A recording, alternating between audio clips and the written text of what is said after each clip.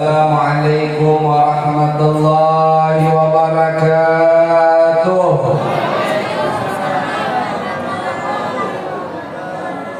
Alhamdulillah Alhamdulillahilladzi ahsana tadbira kainat wa khalaqal aradina was samawat wa anzala al-ma'a minal mu'sirat wa ansha'a habba wa nabat wa kaddara al-arzaq wal agawat wa ataba 'ala al-a'mal as-salihat wa nusalli wa nusallim ala sayyidina Muhammad lil mu'jizat at-tahirat allati hasala min nurihi wujud kainat wa ala alihi wa ashabihi ila yaumil miqat amma ba'd. Subhanaka la ilma lana illa ma 'allamtana innaka antal alimul hakim wa la haula wa la quwwata illa billahil aliyyil azim. Rabbi shrah li sadri wa yassir li amri wa hlul 'uqdatam min lisani yafqahu qawli. Hadirin hadirat jamaah peringatan Isra wal Mi'raj yang dimuliakan dan dirahmati oleh Allah Subhanahu wa taala. Alhamdulillah, puji syukur kehadirat Allah Subhanahu wa taala di siang menjelang sore ini kita dikumpulkan di tempat ini dalam satu niatan dan tujuan mengenang, mengagungkan daripada syiar Allah, perjalanan agung, cerita agung dan mulia daripada baginda Rasul Nabi kita Muhammad sallallahu alaihi wasallam. Maka mudah-mudahan apapun yang kita harapkan daripada perkumpulan peringatan ini, mudah-mudahan hajatnya dalam keterkabulan. Dan mudah-mudahan siapapun yang hadir di peringatan ini dalam keadaan penuh dosa dan maksiat, dia pulang dalam keadaan membawa ampunan.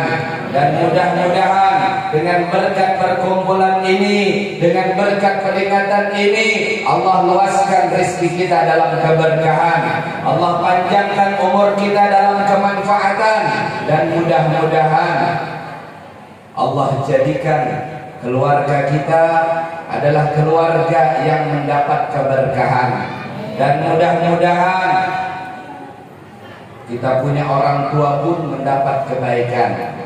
Dan mudah-mudahan Allah wafatkan kita semua dalam keadaan husnul khatimah, dalam keadaan keimanan, dan kelak dimasukkan ke dalam surga, dikumpulkan bersama baginda Rasulullah Nabi kita Muhammad sallallahu alaihi wasallam dalam keridhaan. Amin ya rabbal alamin. Salawat dan salam mudah-mudahan selalu tercurah, tersampaikan kepada baginda Rasul Nabi kita Muhammad sallallahu alaihi wasallam beserta keluarganya, sahabat-sahabatnya sekalian yang sama-sama kami muliakan dan hormati, para habaib, para syaraib, para keturunan anak cucu baginda Rasul sallallahu alaihi wasallam.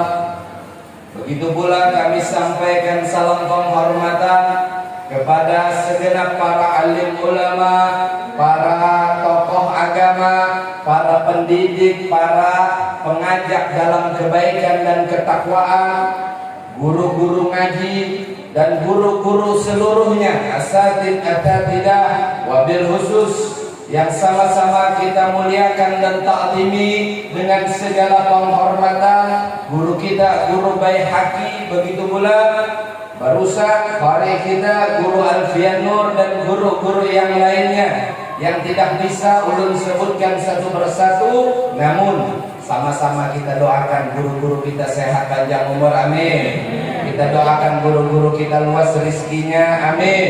Dan mudah-mudahan mereka istiqamah dalam ibadah, ketakwaan, mengajak kita dalam kebaikan, amin.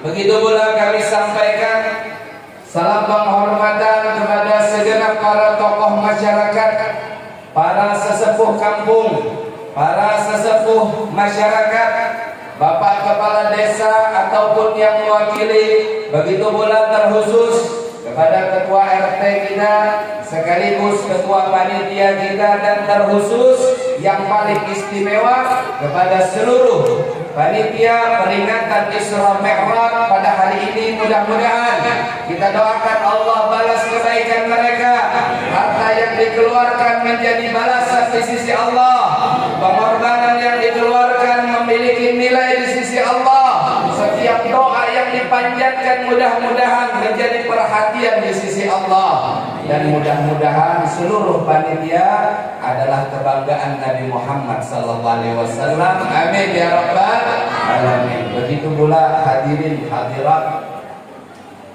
yang hadir, mudah-mudahan semuanya berkumpul dalam keberkahan.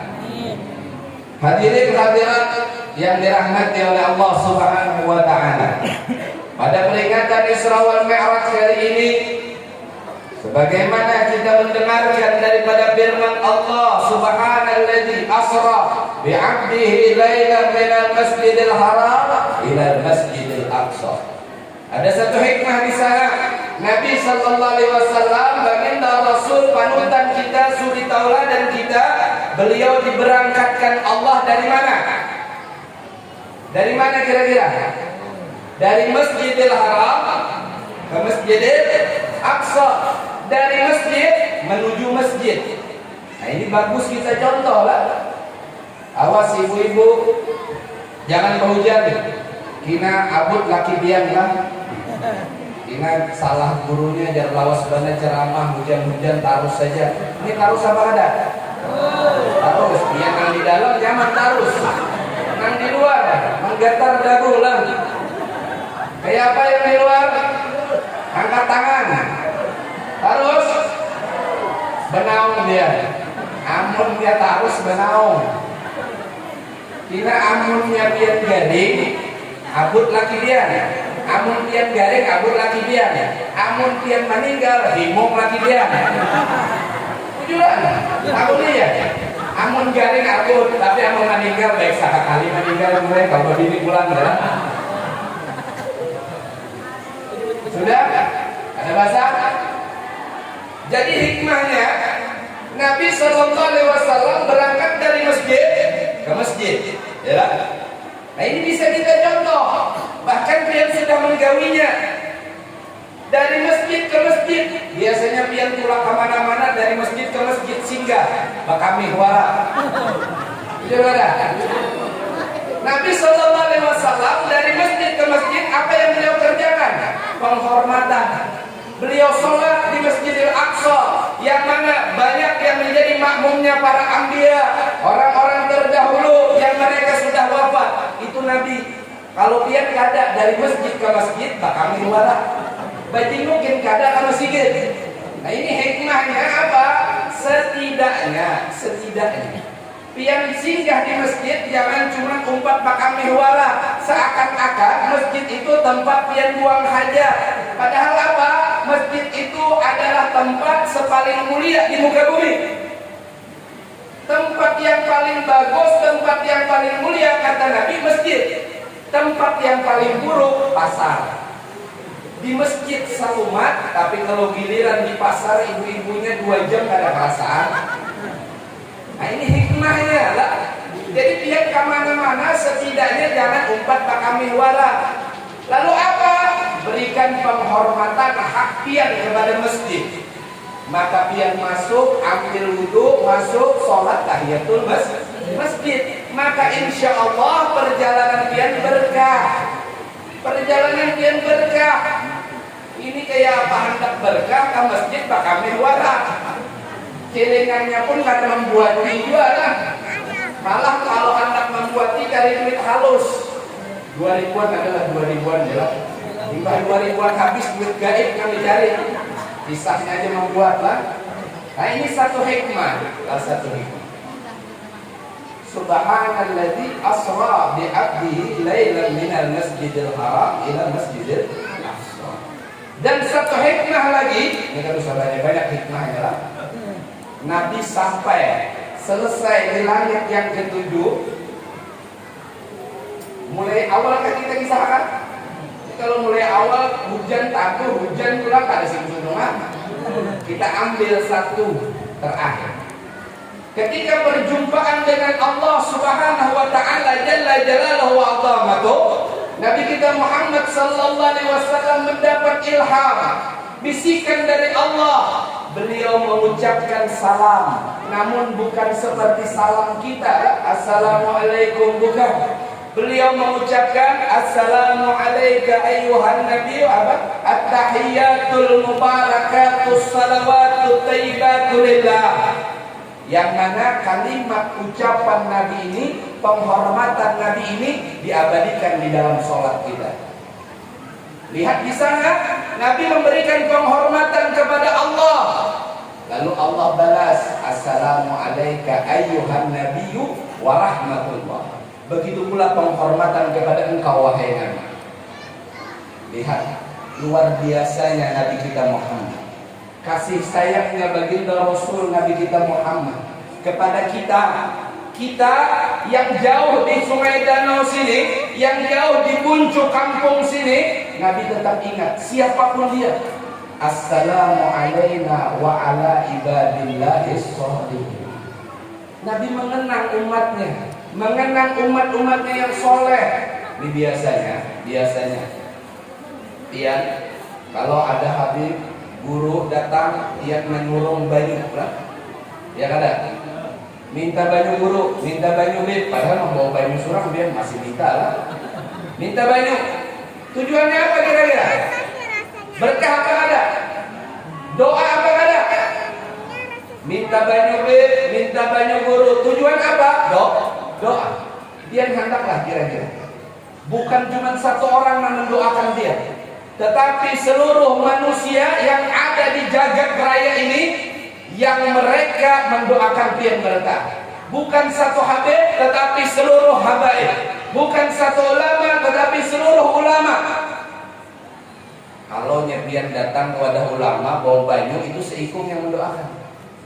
Ini pian didoakan seluruh umat manusia, seluruh penduduk bumi yang masih hidup mendoakan dia. Apa amalannya? Amalannya dia menjadi orang soleh, dia menjadi perempuan yang solehah. Karena setiap orang sholat yang wajib aja 5 kali lah. Membaca itu berarti ada berapa kali? Yang wajib dibaca itu 5. Kalau ada tahiyat awalnya berarti tambah lagi. At-tahiyatul mubarakatus salawatut thayyibatu lillah.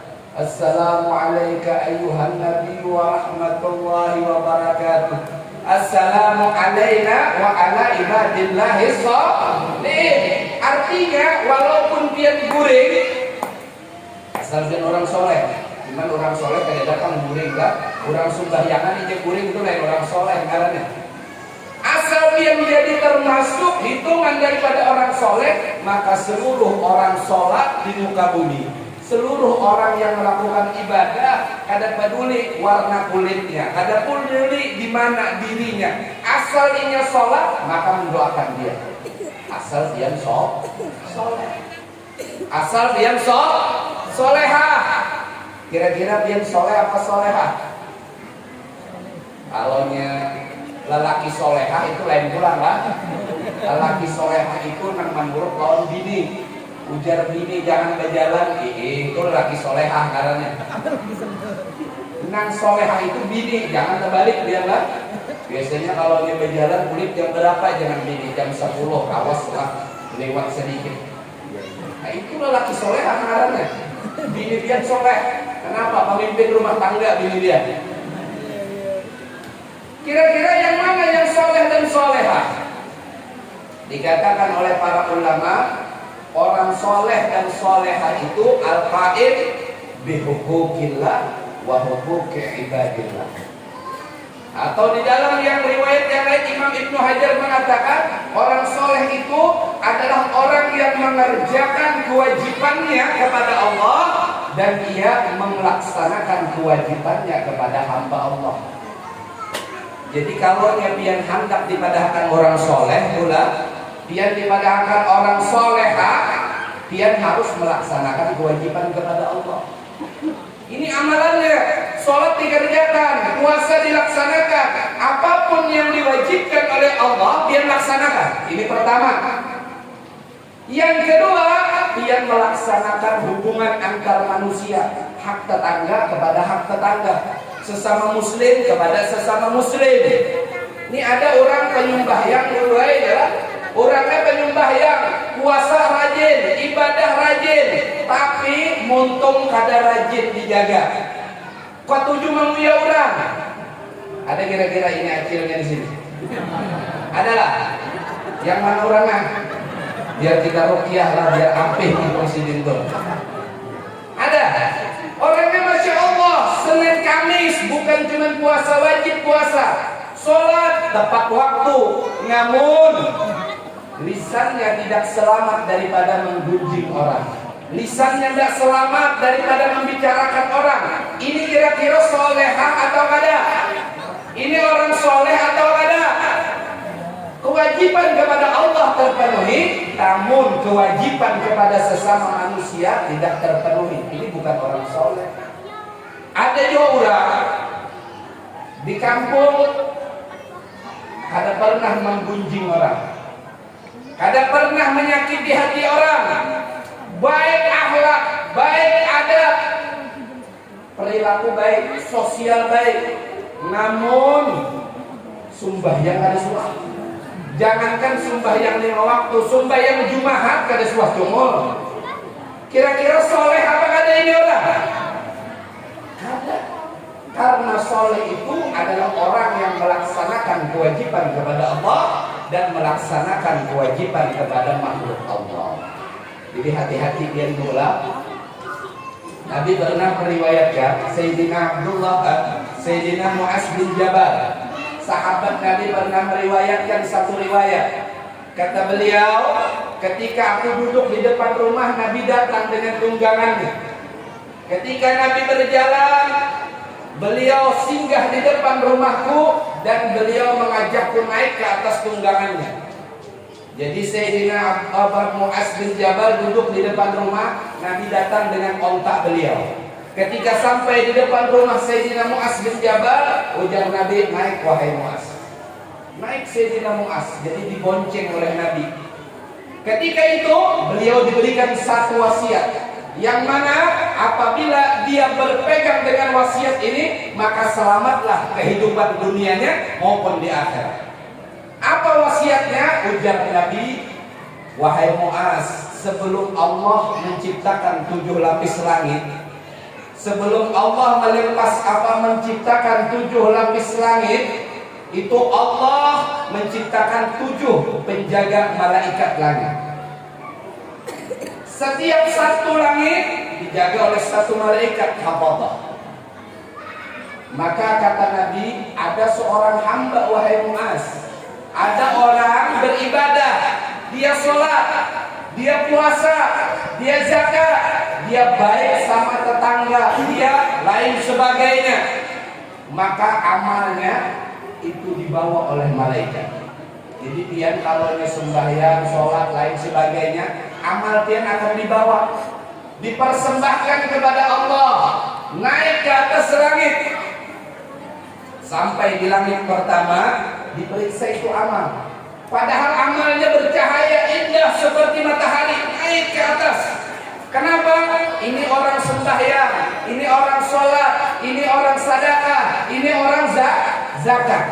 Sampai di langit pertama, ujar penjaga langit pertama, stop. Ini cerita dari Nabi. Stop, diperiksa amal tersebut, sholatnya, puasanya, zakatnya, ibadahnya. Namun apa ujar penjaga langit pertama? Ujar malaikat tersebut, wahai malaikat pembawa amal, tamparkan amal ini, buang amal ini, lemparkan amal ini. Kenapa? Sebab karena orang yang beramal, yang sholat, yang puasa, yang zakat itu lisannya tidak terjaga daripada manusia orang. Hati-hati biarlah, pian bujur sholat, pian bujur sembahyang, pian bujur puasa. Namun kalau pian masih ketujuh manusia orang, maka amal pian tidak pernah terangkat diterima. Kayak apa kisahnya? Sembahyang jarang, puasa balang kambingan, zakat banyak alasan, giliran manusia orang paling terdepan. Ada orang di sini? Sembahyang balang kambingan, puasa bapadah sakit parutan. Enggak mah terus giliran puasa lah, giliran zakat banyak alasannya, rugi lah lain sebagainya. Namun bilanya mau yang orang duduk paling di hadapan, ada orangnya yang puasa, yang zakat, yang sholat, kalau dia masih menggunjing orang, maka ujar malaikat penjaga langit pertama, campakkan amal ini, lemparkan amal ini. Dilemparkan amal ini yang beribadah. Kayak apa kisahnya? Kan ada ibadah sama sekali. Ujar malaikat, marugi-rugi waktu aja membawa amal orang ini. Kenapa? Isinya menguya orang berataan. Cuman biasanya ibu-ibunya lah banyak mengelak. Ulun tuh burunya kada jawaban menguya lah, cuman ulun tuh mendengar aja. Ulun sudah tahu di situ tuh tuyukannya. Kan ada di sekolahan lah biasanya. Di bawah-bawah pohon tuh tuyukannya. Tuyukan ibu-ibu menguya orang. Sudah tahu di bawah pohon itu tuyukannya, biar duduk juga di sana. Ulun kan umpat menguya mendengar aja. Ujar Nabi, innal mustami'a sarikul qail. Innal mustami'a sarikul qail. Ini mulai ujar ulun, Pak. Ujar Nabi, nang mendengar itu sama lawan menguya. Wa huwa ahadul muttabi'. Sama juga ini termasuk orang menggibah, menguya orang, mengumpat orang, menggosip orang. Jadi bilanya pian ridho talinga pian duduk dituyukan tukang gosip tadi, pian mendengarkan, pian unggut-unggut maihakan, maka pian sama penggosip juga. Penggosip juga. Dan dosa penggosip itu di dalam Al-Quran digambarkan oleh Allah seperti memakan bangkai seseorang. Nang pian kuya, bangkainya itu pian makan. Nang pian kuya, dagingnya itu pian makan. Syukur-syukur acil nang pian kuya itu lamak lah. Amun kurus kaling tulang luara. Sama halnya memakan bangkai. Jadi bila pian di rumah tuh pada ada lauk makan, jadi makan nasi putih sambil menguya orang itu ada lauknya sudah. Ini menguya lah, menguya orang. Wahwa ahadul mubtabin. Dan ini satu penting pula.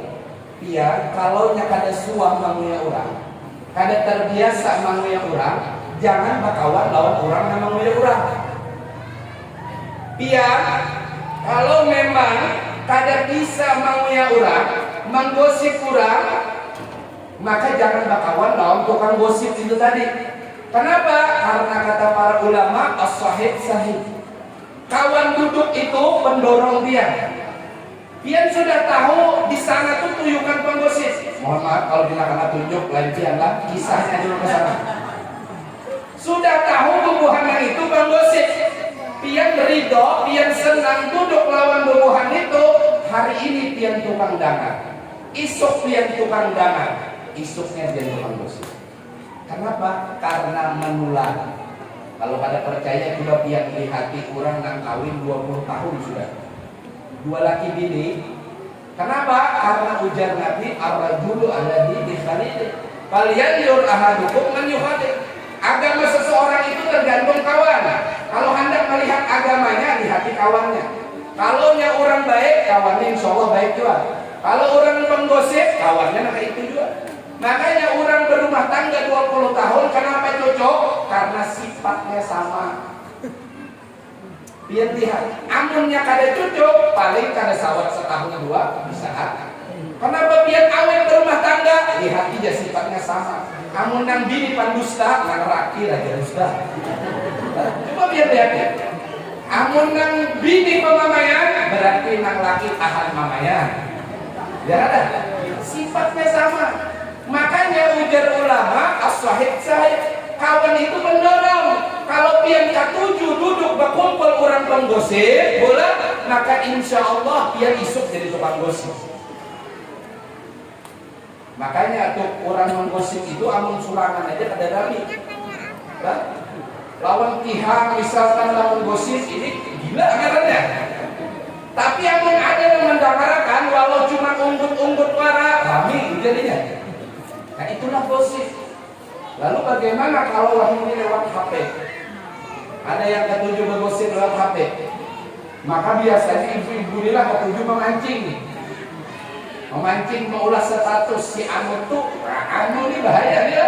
Bila sudah dimulai dengan anu, itu pasti ada ikungnya. Kalau ada ikungnya itu gosip, kecuali si anu tuh anak kucing ya. Namun anak kucing juga ada gosip. Si anu tuh nggak kayak ini, pasti pikirnya menghadap orang komentari. Bilanya siapa? Nah ini bahaya sudah bilanya siapa nih lah. Berlanjut. Apakah ini gosip juga? Ini sama gosip juga. Maka demi Allah, setiap amal kita, sholat, puasa kita, ibadah kita, ketaatan kita kepada Allah, kalaunya itu adalah kewajiban kepada Allah telah terpenuhi, namun kewajiban kepada manusia kita langgar, maka kita bukan orang yang soleh, kita bukan orang yang soleha. Naudzubillah summa naudzubillah. Amal kita ditolak oleh Allah, amal kita ditolak oleh malaikat, tidak terangkat. Jangankan sampai di langit yang pertama, di langit yang pertama saja ditolak. Kenapa? Karena lisan kita, ucapan kita, tangan kita tidak selamat daripada menggosip orang. Naudzubillah summa naudzubillah. Mudah-mudahan ada lagi lah insya Allah. Dan pula biar kalaunya jadi orang soleh, ini keuntungan luar biasa. Makanya biar rizki itu ada 4. Rizki itu ada 4. Yang angka 7 minta rizki duit banyak-banyak, biasanya adalah di sini orang. Ya Allah, mudahan ulun sugih dunia akhirat kada ketulungan sugihnya. Inilah kayak apa sugih kada ketulungannya? Biar kalau ada di antara pihak angka 7 minta rizki. Rizkinya apa? Harta, duit, rumah, lain sebagainya. Berarti nanti yang pinta itu sepaling rendah derajat rizki. Rizki itu ada 4 derajat. Al-mal wa adnar rizki. Al-mal, harta itu adalah paling rendahnya rizki. Paling rendahnya martabat rizki. Jadi kalau pian bahimat meminta lawan Allah, bahimat rizki pian cari sampai meninggalkan kewajiban Allah. Kenapa pian cari harta? Berarti nanti yang himati itu yang paling rendah di dalam urutan rizki. Apa? Harta. Ini makanya kalau pian berharta, pian perhatikan 3 hal. Pian perhatikan 3 hal. Yang pertama, harta pian itu mengetahui berkah atau padanya. Yang pertama, pian mencari harta itu bola. Kenapa ibu-ibu? Karena biasanya yang memegang peranan penting dalam rumah tangga ini ibunya. Walaupun suami itu nahkoda, betul ada. Walaupun suami itu nahkoda, pemimpinnya, cuma nama mikirakan arah kiri kanannya itu ibunya. Ujar orang nang laki itu supirnya. Cuman bilanya menyuruh belok kiri kanan itu umanya. Kalau suami itu ibarat kepala, nang bini pohon bulu. Betul kada? Biar berisi kepala pada pohon bulu kayak apa menoleh ke kanan kiri. Ngalih lah. Makanya jujur aja lelakian itu pemimpin rumah tangga, cuma nama aktor toleh kanan toleh kiri itu nang bini. Makanya urusan rizki biar berkah atau kada, karena ulun sandat ibu-ibunya, karena biasanya ibu-ibunya yang bertanggung jawab. Ini pian lihat harta pian, rizki pian, usaha pian.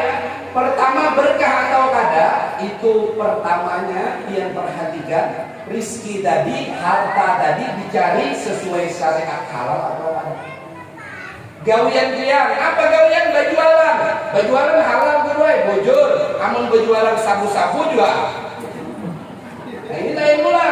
Maka kalau sesuatu berasal daripada yang haram, mau berkah apa kada? Ada dah harapan. Sampai biar pian sedekahkan, kada mau berkah. Kenapa? Asal muasal harta pian daripada yang haram. Nang apa?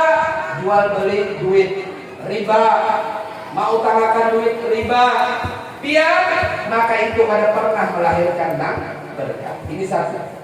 Urusannya, gawiannya itu halal apa haram. Nang kedua, pian sudah gawiannya halal, rezeki pian dari halal. Namun ketika pian mencarinya, apa pian gawian berjualan? apa pian babengkelan, apa pian lain sebagainya. Maka itu semua halal, gawiannya halal, kerjaannya halal. Namun ketika mencari rezeki tadi, tak tinggalkan kewajiban apa kata? Kalau pian berjualan, kadang ingat di murid kepala lagi orang sembahyang zuhur pian kada. Kenapa? Lagi banyak tanah pelanggan. Sampai asar pelanggan kada baampihan. Berkah benar hari ini berjualan. Demi Allah itu kada berkah. Kenapa? Karena pian berjualan, pian mencari harta, meninggalkan yang halal, meninggalkan yang wajib. Maka Allah cabut berkah dia. Allah cabut keberkahan daripada usaha dia. Allah cabut keberkahan daripada harta dia. Dikarenakan dia mencari yang halal tadi, meninggalkan kewajiban. Ini yang kedua. Yang ketiga, alhamdulillah gawiannya halal. Ketika mencarinya kada meninggalkan yang wajib. Dan ketika duitnya sudah terkumpul, dapat sudah duitnya, nang terakhir dia digunakan ke mana? Kalau ke yang halal berarti itu tandanya berkah. Kalau yang halal dibelanjakan ke yang halal, ditukarkan kepada yang halal, dipakai gasar yang halal, maka itu tandanya harta pian berkah. Namun kalau nya digunakan keadaan baik, itu ngarannya harta pian kada berkah. Napa menyawer biduan misalnya? Menyawer biduan. Adalah laki pian yang pergi menyawer biduan di sini. Giliran peringatan Isra Mi'raj lah ngalih mengeluarkan. Dia tadi mencari duit 2000-an. Duit 2000-an aja nabi cari lah. Paling gana 5.000. Nah, kita pakai duit 5.000 ini aja, jelas. Karena gambarnya ada orang Kalimantan, jelas. Kita ini orang kata asuh apa? Kesukuan. Karena ada Dr. K. Haji Ibdan Halid. Jadi kita ini sesama Kalimantan yang harus pakai banyak duit yang ini, jelas. Ini ngarannya biar adanya kesukuan ada membela kampung ada, biar pelit kan? Orang pelit itu jauh daripada Allah, jauh daripada surga, jauh daripada berkah, arak lawan neraka. Itu orang pelit kan? Hati-hati kan?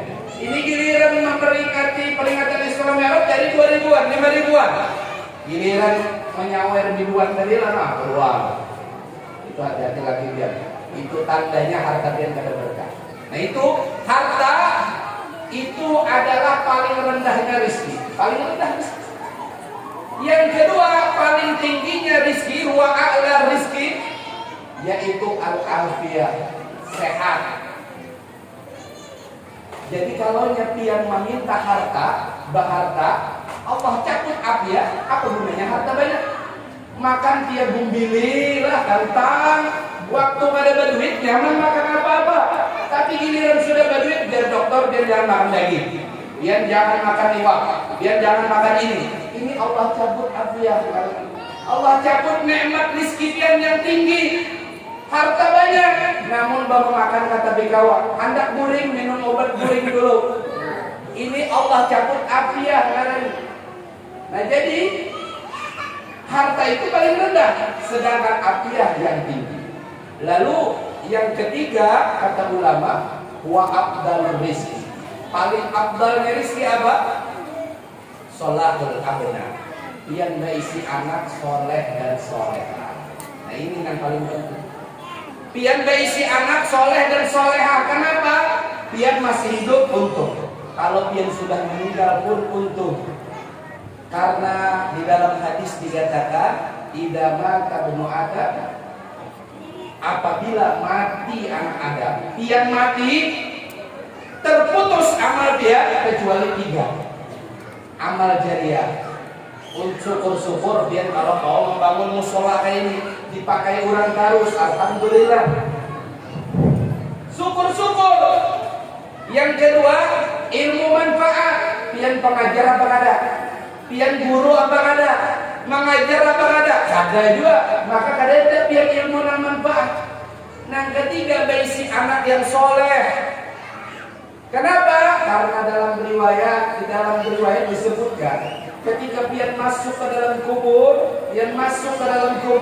itu 7 hari pertama begitu menakutkan. Kalau bukan karena yang hidup, maka celaka yang mati ujar Nabi. Kalau pian kada berisi anak soleh, siapa yang mendoakan? Ini dulu ada cerita di dalam kitab Mau'idah Al-Usbuliyah diceritakan. Ada seorang laki-laki ahli ibadah. Beliau bernama Syekh Sabit Al-Banani.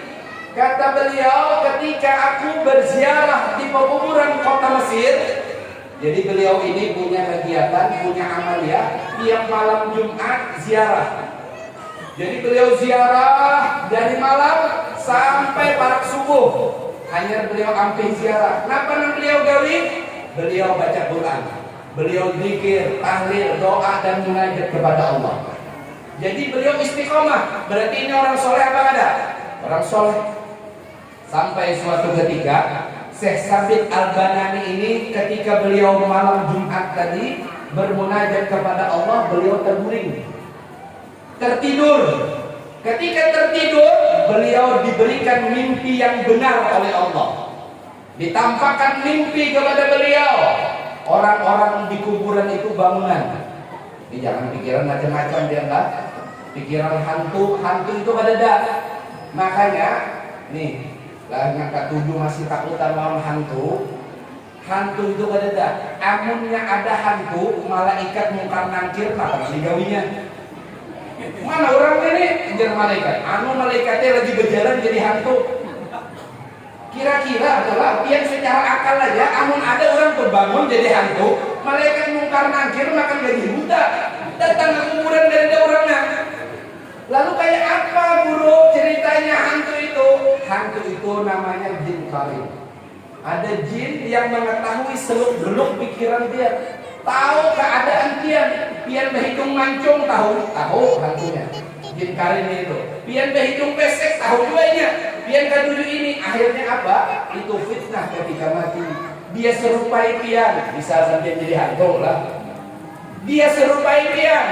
Dia muncul di tengah-tengah orang, dia muncul kepada orang supaya apa? Si aku jadi hantu. Itu ngarannya fitnah ketika mati. Makanya ketika di akhir tahiyat kita doa, min fitnatil mahya wal mamat. Ya Allah, lindungi aku daripada fitnah ketika hidup. Fitnah ketika hidup kada usah dijelaskan, tahu aja biar lah. Fitnah ketika mati, orangnya sudah mati, namun sering difitnah. Apa? Dipadakan jadi hantu tadi. Nah itulah. Jadi jangan lagi biar berpikiran hantu itu ada. Yang ada itu jin. Jadi beliau bercerita, Syekh Sabit Al-Banani ketika beliau termimpi, ditidurkan oleh Allah, bermimpi orang-orang dalam kuburan dari bangun. Pakaiannya bagus, putih, wajahnya berseri-seri, wajahnya indah, bahagia. Mereka bangun keluar dari kuburan, lalu diberikan nampan. Nampan berisi makanan. Pian pernah lah makan dua orang Bugis, pakai nampan. Aja tidak ada semua ini lah. Ada macam-macam makanan gitu. Atau pian makan yang benampan itulah. Jadi beliau melihat mereka keluar dari kubur pakaiannya indah, bagus, wajah berseri, tampan, cantik, rupawan. Diberikan nampan, mereka santap hidangan. Selesai, mereka kembali ke kuburnya dalam keadaan bahagia. Kecuali satu orang, kata Syekh Sabit Al-Banani. Ada pemuda yang wajahnya sedih, keluar dari kubur, bajunya compang-camping, pakaiannya buruk, pakaiannya kusut, rambut acak-acakan, wajah sedih.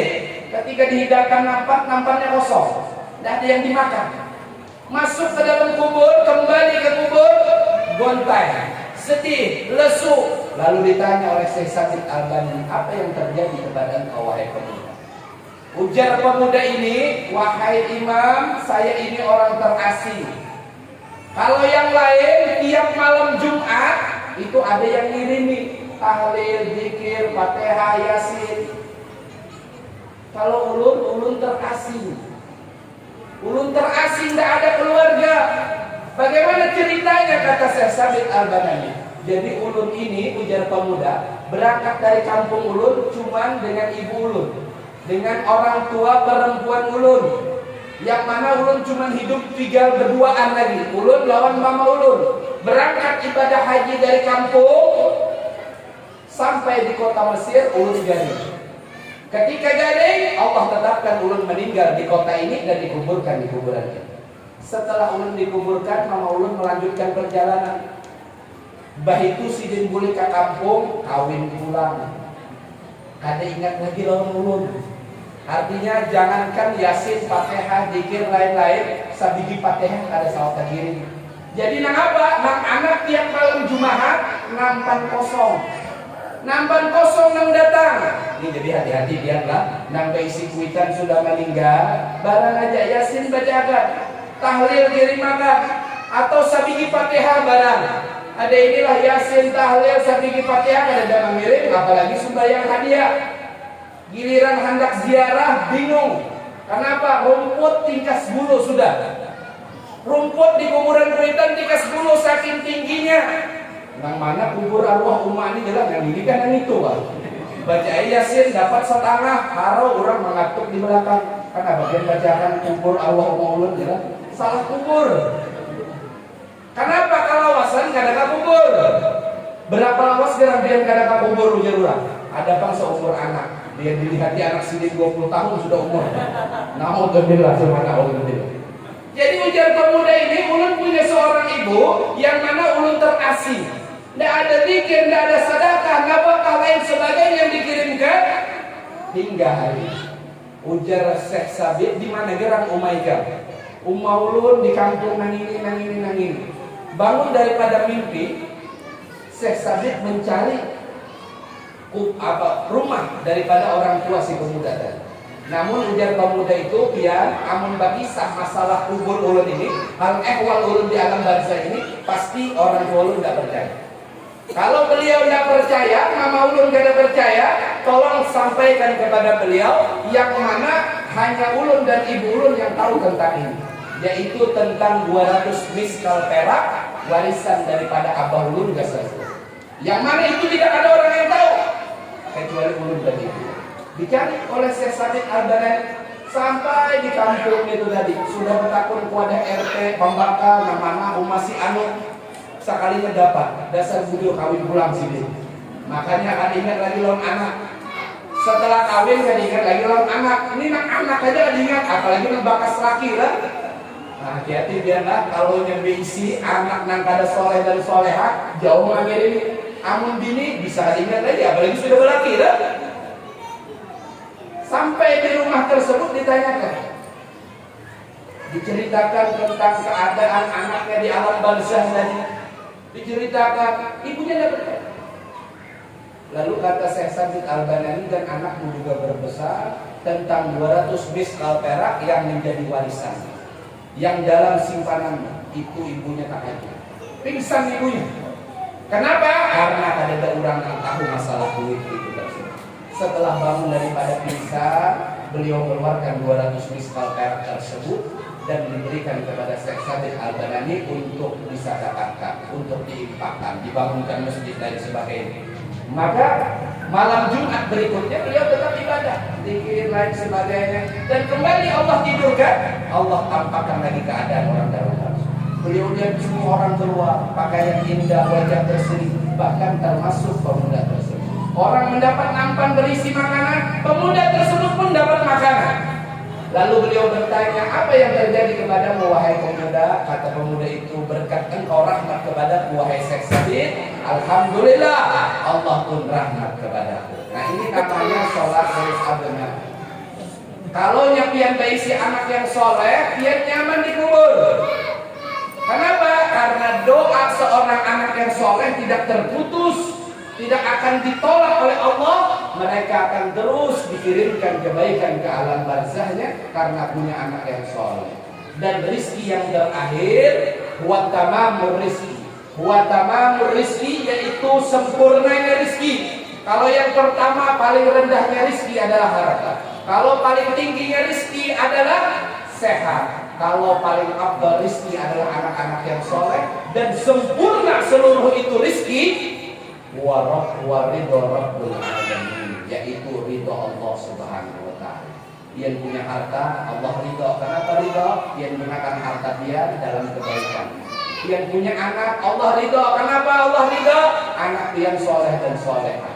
Dia sehat, Allah ridho. Kenapa dia sehat? dia gunakan kesehatan dia untuk mendekatkan diri kepada Allah. Mudah-mudahan dari yang sedikit ini memberikan manfaat untuk kita semua, dan mudah-mudahan setiap di antara kita yang hadir tidak terputus kebaktian kita kepada orang tua kita, walaupun orang tua kita telah berada di alam barzakh, walaupun ayah bunda kita telah berkalang tanah, tidak terputus kita menjadi orang yang berbakti karena seringnya kita mengangkat tangan memohonkan ampun kepada Allah atas mereka. Dan mudah-mudahan orang tua kita yang berada di alam barzakh, ayah bunda kita yang berada di alam barzakh, mereka dalam keadaan diridhoi oleh Allah. Allah muliakan mereka, Allah angkat derajat mereka karena sebab perkumpulan ini, karena sebab kehadiran kita di sini. Kita berdoa kepada Allah, kita bermunajat kepada Allah. Mudah-mudahan kedua orang tua kita diampuni dosanya oleh Allah. Yang masih hidup, Allah angkat derajatnya.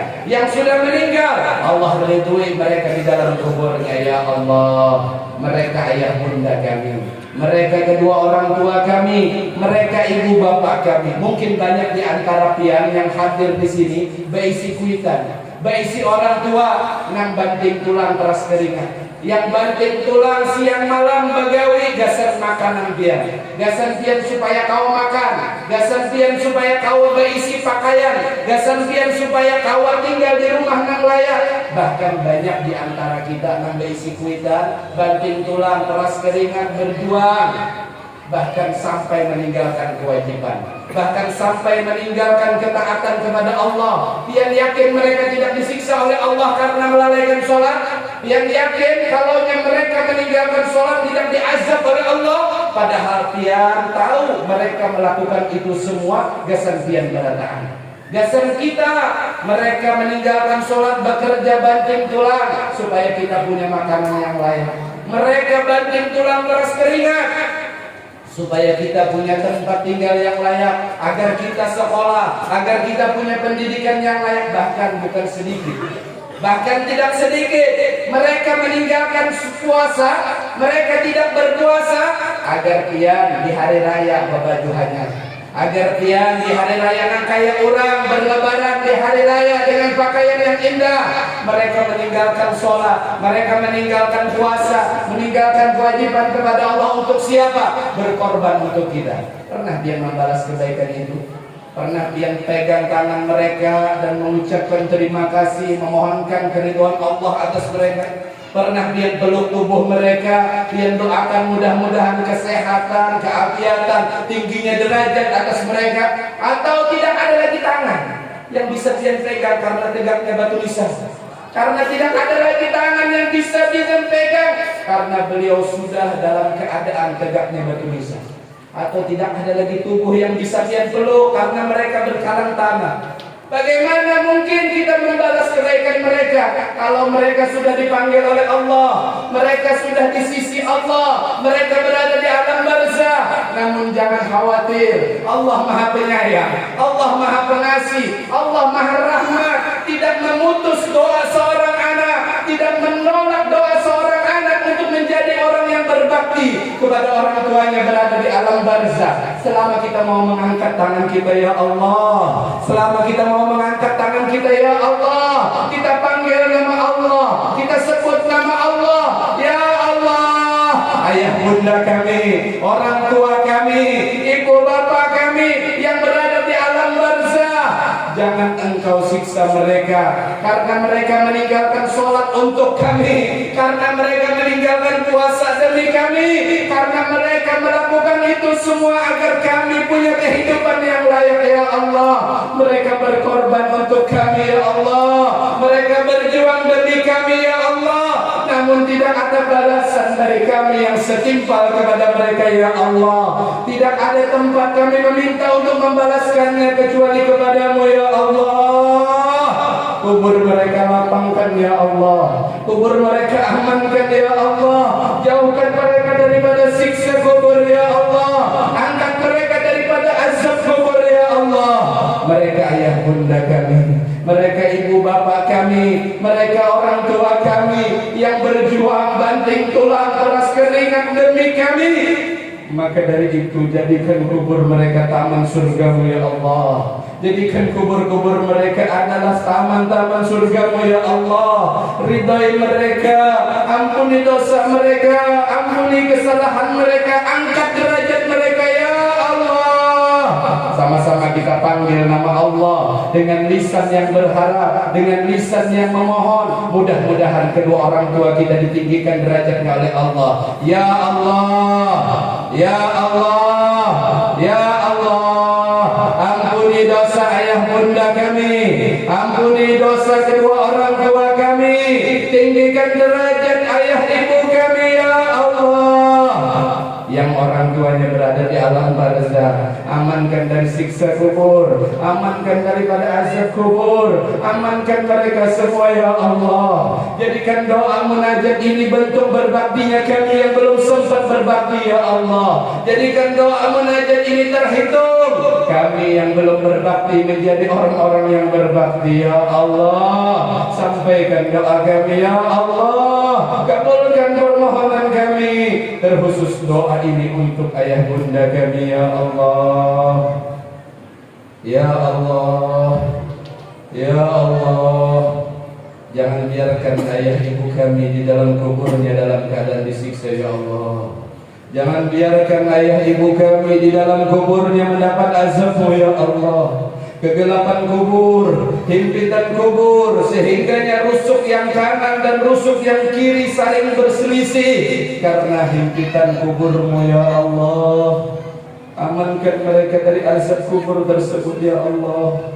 Mereka melalaikan kewajiban demi kami ya Allah. Mereka melalaikan kewajiban kepadamu untuk kami ya Allah.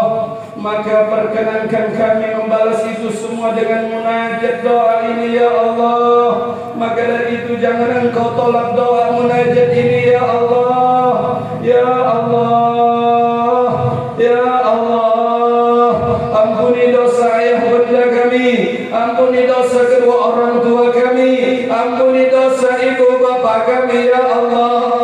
Jadikan kubur-kubur mereka taman surgamu, berikan kelapangan dalam kubur, berikan ketenangan dalam kubur. Sayangi mereka ya Allah, sebagaimana mereka sayang kepada kami. Rahmati mereka ya Allah, sebagaimana mereka berkorban untuk kami ya Allah. Berkahi mereka untuk kami ya Allah, sebagaimana mereka berjuang untuk kami ya Allah. Ya Allah, dengan berkat ini perkumpulan, dengan berkat Nabi Muhammad, dengan berkat bulan yang penuh keberkahan, maka jangan biarkan kami angkat tangan ini, kami turunkan kedoangan ini, kami sudahi munajat ini tanpa dalam kepastian Engkau mengabulkannya ya Allah. Kami meminta terkhusus, kabulkanlah doa kami atas ayah ibu kami ya Allah. Mudah-mudahan mereka adalah orang-orang yang Engkau haramkan jasad dan rohnya daripada murka neraka-Mu ya Allah. Jangan biarkan mereka bahkan rambutnya terbakar dari neraka-Mu ya Allah. Jangan biarkan hidung-hidung mereka mencium bau busuk neraka-Mu ya Allah. Perkenankan ayah bunda kami, hidung mereka, penciuman mereka mencium bau kenikmatan surga-Mu ya Allah. Tetapkan dengan ketetapan-Mu ya Allah, dengan rahmat kasih sayang-Mu ya Allah.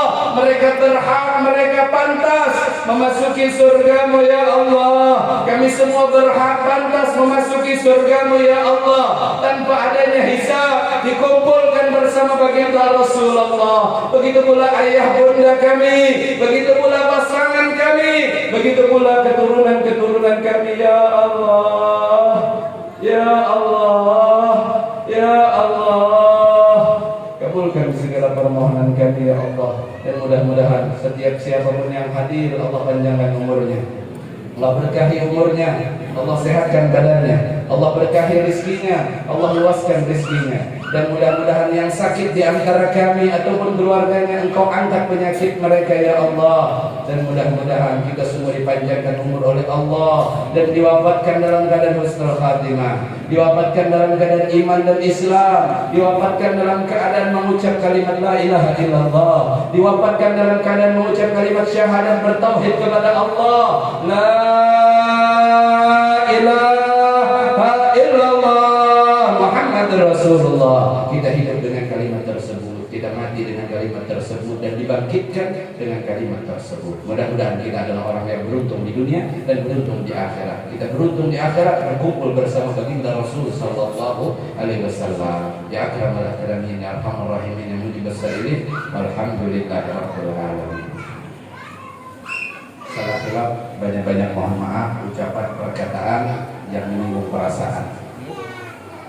Jalan-jalan ke desa Tamban, desa Tamban, Nukarkanas, mohon maaf ceramahnya kalawasan, biar pian puas memandang ulun nanggunas. Wabillahi taufiq wal hidayah. Wassalamualaikum warahmatullahi wabarakatuh. Waalaikumsalam warahmatullahi wabarakatuh.